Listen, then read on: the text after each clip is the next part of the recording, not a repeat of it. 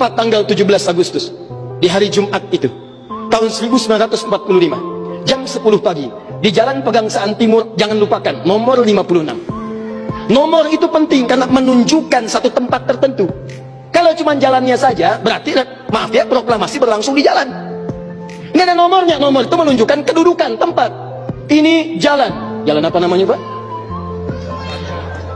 Kistu Kencana, ya. Kistu Kencana Timur, nomor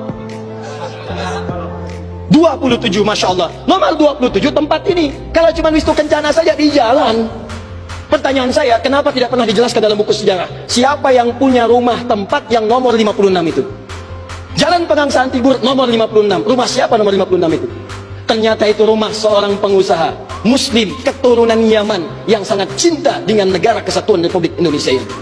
Beliau mewakafkan rumahnya untuk kemerdekaan bangsa Indonesia. Namanya Syekh Faraj bin Marta. Mewakafkan rumahnya untuk proklamasi kemerdekaan Republik Indonesia. Insinyur Soekarno datang ke situ dalam keadaan masih lemas, ada kemudian penyakit dalam tubuhnya, maka diberikan oleh beliau madu Yaman di malam harinya. Siang-siangnya sudah fresh, dalam keadaan yang baik, maka digelorakanlah kemudian di sampingnya ada Bung Hatta, proklamasi sampai dengan ujungnya. Teman-teman, proklamasi 17 Agustus tahun 1945 itu memiliki saham yang kuat dari pertemuan-pertemuan dan perjuangan para ulama. Karena itulah teriakan takbir yang digelorakan oleh Bung Tomo dari Surabaya itu, Allahu Akbar, Allahu Akbar. Terjemahan takbir itu kalau diterjemahkan dalam bahasa Indonesia adalah Allah yang maha besar, Allah yang maha kuasa. Kalimat Allah yang maha kuasa itu Negara Kesatuan Republik Indonesia mengapresiasi dan menanamkan dalam undang-undangnya. Baca pembukaan Undang-Undang Dasar. Atas berkat rahmat Allah yang maha kuasa. Kalimatnya Allah, tidak ada yang lain lagi.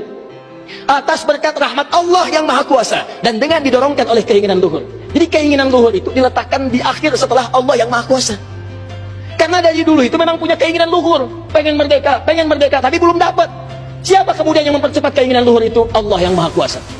Atas berkat rahmat Allah yang maha kuasa, dan dengan didorongkan oleh keinginan luhur, maka rakyat Indonesia menyatakan dengan ini kemerdekaannya.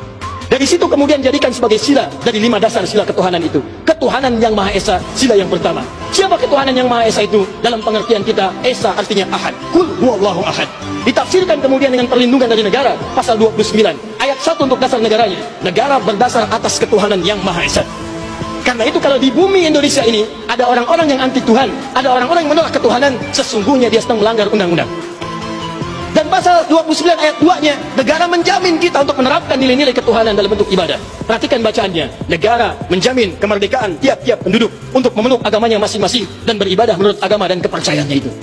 Bagi kita, pengajian adalah ibadah, sholat adalah ibadah, zakat adalah ibadah, taklim seperti ini adalah ibadah. Jadi taklim pun dilindungi oleh undang-undang, taklim pun didukung oleh negara, dan kalimat takbir pun itu adalah kalimat takbir yang tertulis dalam undang-undang dasar kita. Jadi kalau ada anak bangsa yang anti dengan kalimat takbir, itu artinya anak bangsa yang tidak mengenal perjuangan nenek moyang kita yang telah mewujudkan negara kesatuan Republik Indonesia. Takbir.